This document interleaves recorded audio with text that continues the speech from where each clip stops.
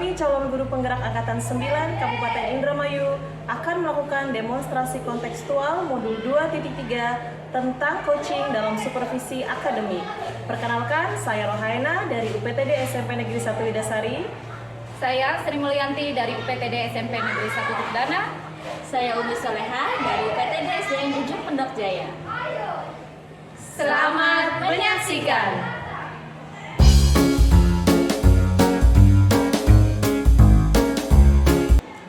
Assalamualaikum Ibu Sri, apa kabar? Waalaikumsalam, alhamdulillah baik. Saya apa kabar? Alhamdulillah baik juga.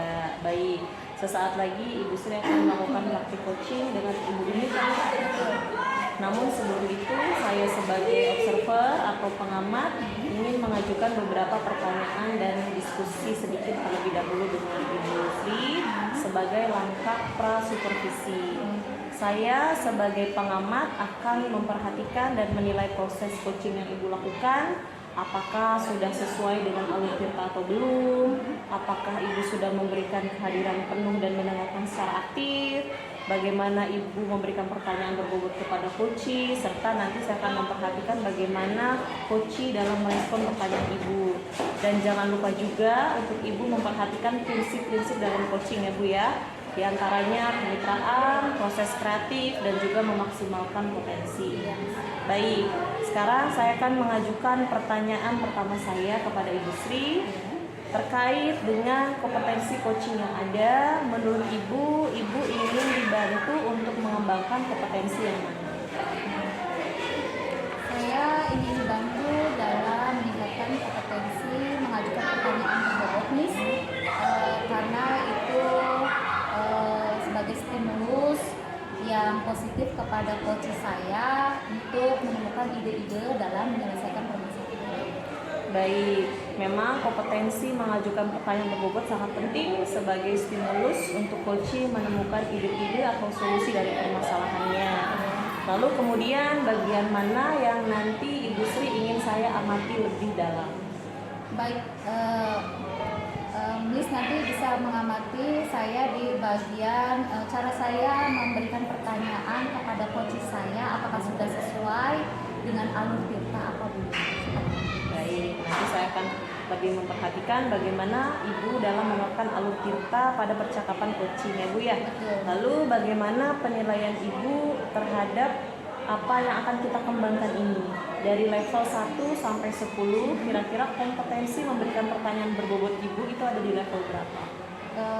Kalau saya lihat ratingnya ini, saya masih ada di posisi 6 deh kayaknya. Seperti itu. Baik, di posisi 6 ya Bu ya. Betul. Lalu dari observasi yang akan kita lakukan bersama ini, kira-kira harapan Ibu dapat menaikkan ke level berapa nih? Saya berharap bisa naik ke level 8 atau 9. Baik, harapan Ibu dapat meningkatkan kompetensi memberikan pertanyaan berbobot ke level 8 atau 9 sehingga Ibu dapat lebih maksimal lagi dalam membantu coachee menemukan solusi dari permasalahannya. Baik, semoga harapan Ibu dapat tercapai. Nanti kita ngobrol-ngobrol lagi setelah Ibu selesai melakukan sesi coaching dengan Ibu Umi ya Bu ya. Siap nih. Terima kasih banyak nih. Sama-sama.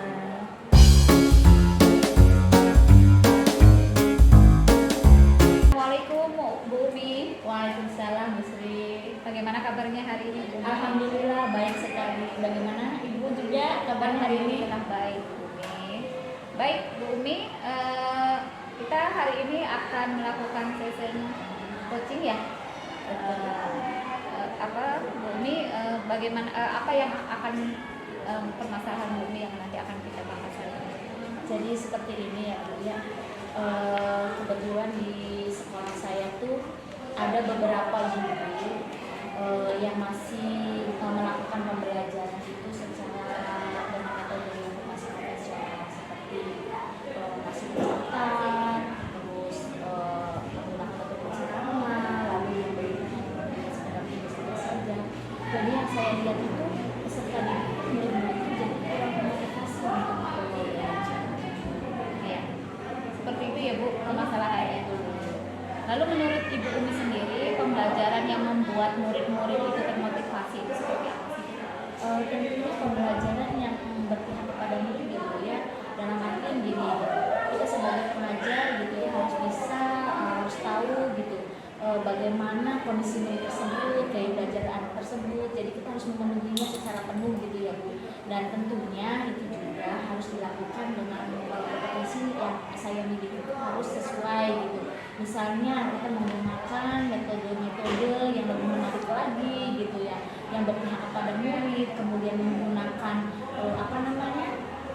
fasilitas-fasilitas atau alat peraga yang sesuai dengan kebutuhan murid.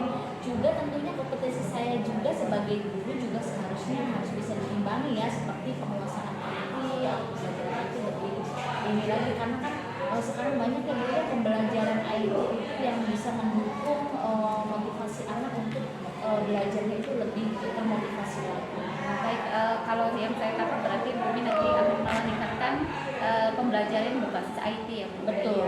Bisa banyak sekali aplikasi di apa sih yang bisa kita pakai untuk pembelajaran di kelas ya. Baik Bu Uni. Kemudian menurut Ibu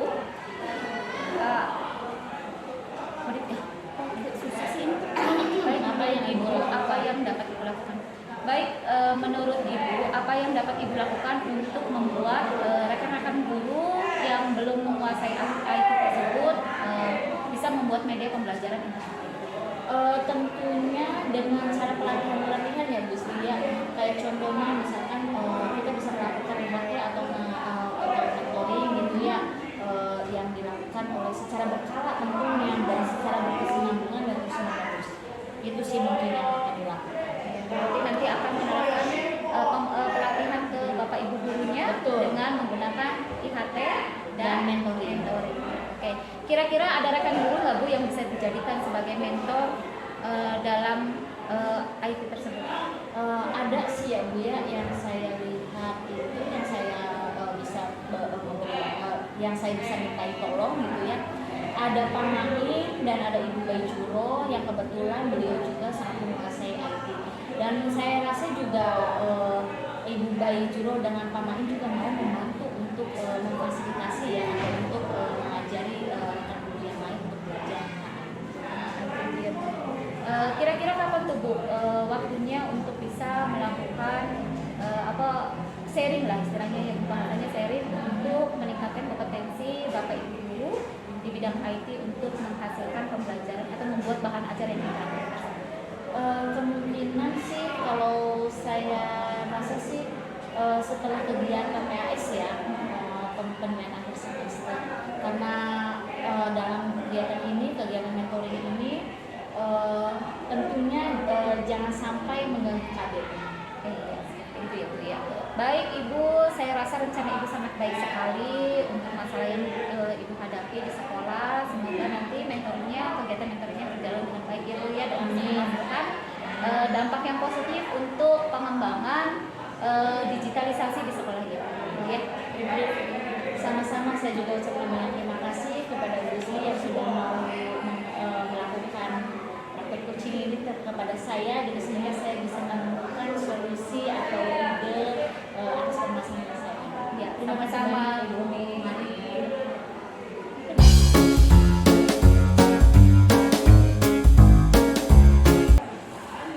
Baik, Ibu Sri, tadi Ibu sudah melakukan praktek coaching dengan Ibu Umi.